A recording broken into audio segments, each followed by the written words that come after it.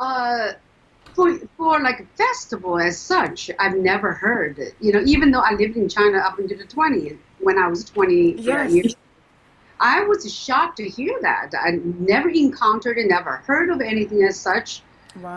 the college years, because China is very large and has Yes. 50 different minority groups. So we don't connect in the sense we don't have the same culture, we don't have the same eating habit, don't No. have beliefs, religions. So, and we don't have the cell phone at that time, so you don't really see very much of That's other city what's going on. yeah. So, in 2015, a friend of mine on Facebook posted a very gruesome picture of this man holding the dog by its neck with a stick. I I couldn't believe my eyes. I was like, is this for real? How is that even possible? I never even heard of such a thing. So I Yeah. did research. I found out that was actually true. But I think it really was literally it's only under 10 years old at that festival. It's Right. really ploy to try to get people to travel there. It's in the Yes. It's own for province. economic reasons that they started the festival only in 2010, 2009. They started Yeah. officially 2010. So it's a recent festival. It's not like an ancient tradition of Right. any kind. Yeah. But that picture, I think I know it well. I think it's been all over the net. It's the Chinese guy, and there's a crowd. Yeah. Yes, that's Yeah, it was the earliest picture I've ever seen. So I went online and find a friend, not the person I don't know, but she seemed it was heading a protest at Chinese consulate. So that was my first like said I'm being a Chinese American. I need to participate in this. This is about my country. So I contacted the person. Her name is Sky Valencia. She's a prominent animal rights activist in what's her LA name? area. Sky Valencia. Yes, Kai Valencia. Yes, yes. Yeah, She's very prominent. Yes. she has been my mentor the whole time since the day one, 2015. She's also the one that introduced me to Mark Chung. That's how the journey went on. Ah, Ages. And then one day I came across um, an Animal Hope and Wellness post about the dog and cat meat trade. And on yeah, Facebook. Yeah. it was on Facebook, and I believe it was back in 2015. Okay. I can't remember the year correctly. I believe it was an image, and Mark talked about his plans to go to Yulin and to go overseas to document, um, to go undercover in, because he had trips that were planned out. He would name them trip one, trip two, trip Yeah. three. Um, and it was, I believe it was in the very beginning when he had talked about it, he mentioned the Yulin Festival. And that's when I first had learned about it. And of course, after that, you would go on the web and you would Google it. What is it? Yeah. And you kind of independently research what Yeah. it is, what it's all about. But I remember when I first learned about it, I was just in shock. I was angry, but most of all, I was, tearing up about it because, I know. Me you know, too. I feel their pain. Um, Absolutely. Most of all, I just felt complete sadness. Just hearing them cry Yeah. is it's unbearable. The amount of pain that they show, Yeah. and the amount of torture that goes into it.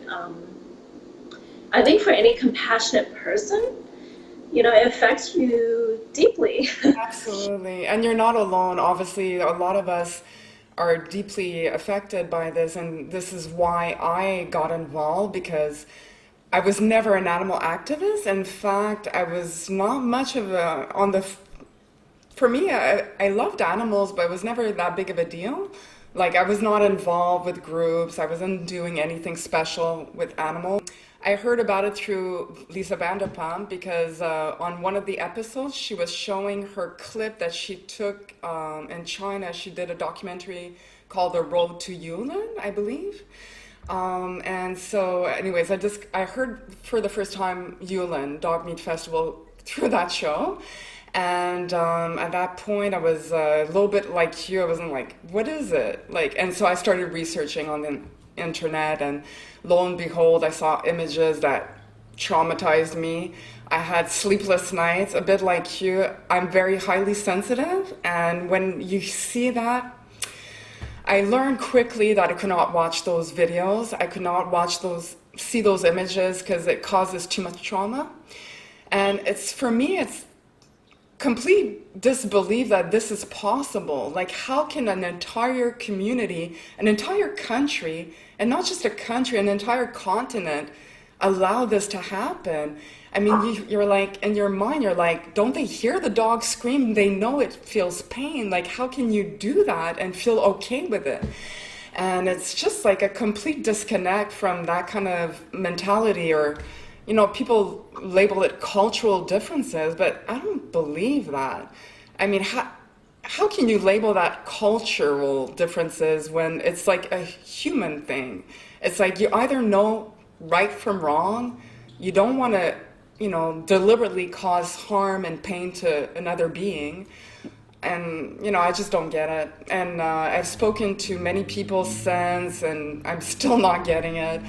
But, at least I feel like we're trying to make a difference. And through our efforts and our activism and sharing the post, exposing the issue, hopefully we can put an end to it. That's the only kind of satisfaction I would get, is to try to be instrumental in helping end this, But, And one day I remember I was at work and I was at my desk and I just had a few moments, and I saw an image that I will never get out of my head, and it's been passed around a lot. It's out there, and I just happened to see this image of this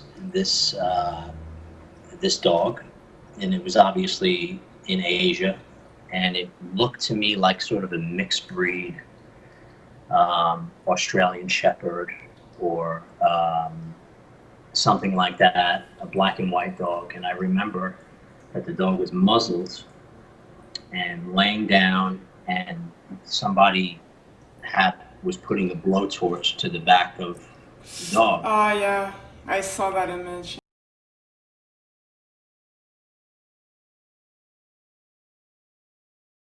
Yeah. And the dog's eyes were just opened, and I just remember seeing this image, and I just got stuck. Yeah. And then as the moments went by, then all these different emotions started coming over me. So there was the shock, there was the horror, there was the sadness, there was the anger. And I just remember just literally being paralyzed and so affected by this photo that I left there, and I began sobbing like a child, and I had to actually leave my desk. It's a good thing that nobody was around. Yeah. Leave my office space, and I had to actually go outside to kind of collect myself. And it was then that was a very poignant moment, and that was a moment that's always going to stick with me, that I always remember. And that was like sort of my first introduction to what was going on. And right around that time is when somebody shared something about this Asian man going over to Asia and running out of slaughterhouses with dogs. Right. Trying to save them. Trying to save them. And that man was Mark Ching, and I guess the rest is history.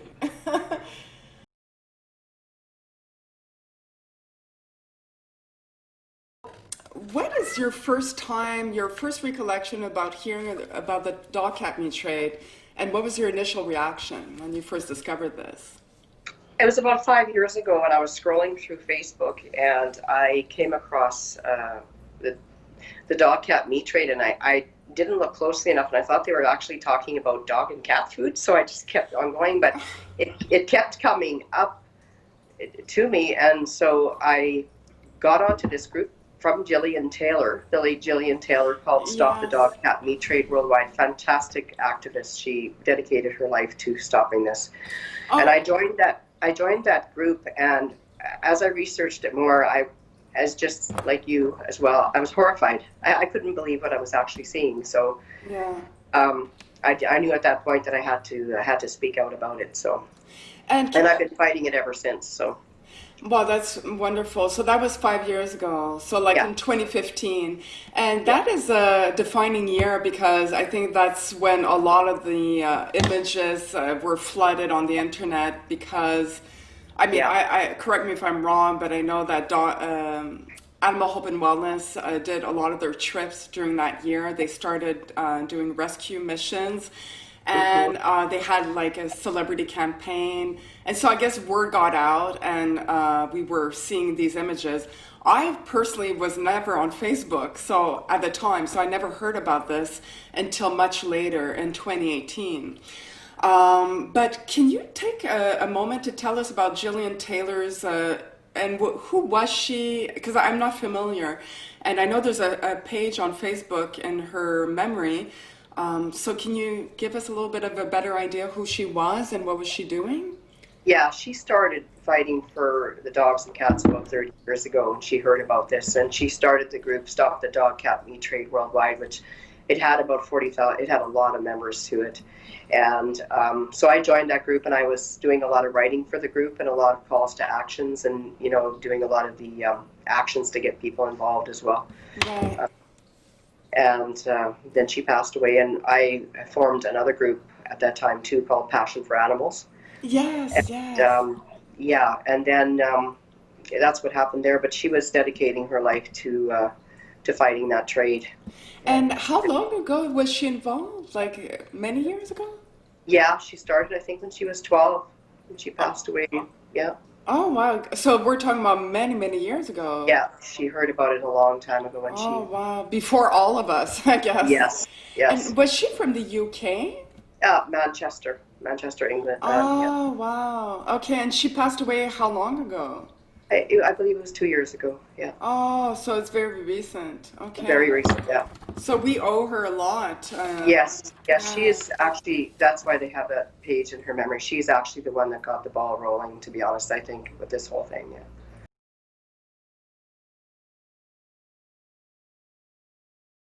What is your first recollection of hearing about the dog cat meat trade? So I guess I had joined a lot of Facebook groups about dog rescue and animal rescue and everything like that, and then I started seeing these horrible images, the dog meat trade and things like that, and it was disturbing. I think it goes beyond disturbing. I mean, you hear of like dog fighting here or abuse or whatever, but it's not. I didn't know it was everywhere, and then I see these horrible image where I can't even believe a human being would be capable of something like that. It's just in my mind pure evil. Yeah. There's no justification. No, you can't say, oh, it's their culture to just eat dogs and cats, because it's not just eating, it's torturing. Yeah. It's horrific conditions. It's the most disgusting, evil thing I've ever witnessed. And I'd been seeing it more and more, and I wanted to find out, but it was it hurts your soul to know that animals are treated like this. Yeah.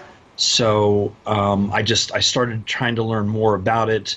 The images and the sounds were horrific, but I wanted to do what I could to help.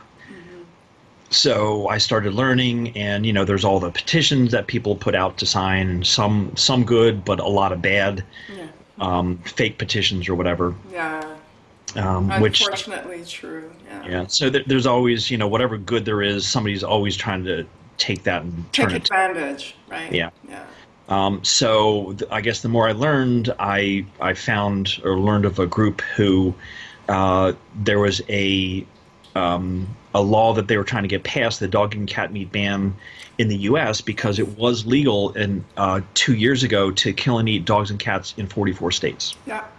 So a group and I, we took the bills to the Congress and the Senate, the House and the Senate, to contact the representatives and ask them and beg them and plead with them to pass this law. And so that was HR House Resolution, or no, HR 6720. What 67. became HR Right. It was a 67? different number and then became Yeah. 6720. And then there was HRES 401, Yes. which urged the Asian countries to stop the torture. Dog Meat Festival. It was around 2016. And I had seen some of it show up on my Facebook, and because obviously social media is the best way to distribute that. And I saw the pictures, and of course, like anybody, and these are horrific pictures, as you know, and Yeah. right? So I thought, okay, well, this is not real. Right off the bat, it's not real. I thought it was like a joke, a sick joke. Yeah, or it's an isolated situation, and so I started looking around and become morbidly fascinated with this. And of course, my astonishment were just unbelievable. So I started looking more, and I actually I saw things like John, with soy dogs. You're talking about Thailand and all that. I saw the stuff he was talking about, but it was somewhat sanitized. And then as I kept looking deeper and deeper, then I started seeing other advocates that were involved in it. And I came upon Mark Ching, his post from Animal Hope and Wellness Foundation. And so I saw the videos, and it is absolutely horrific videos. The videos where animals their paws are being nail gunned to the.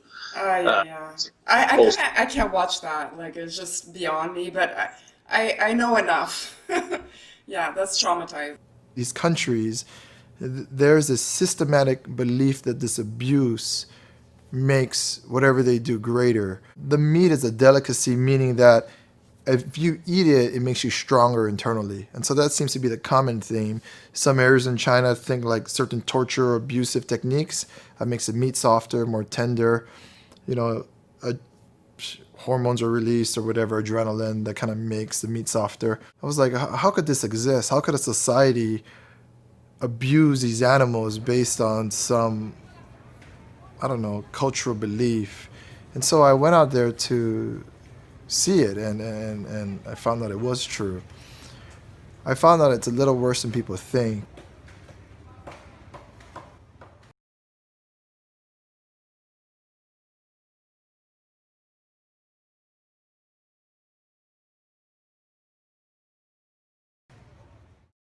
We have a kennel card.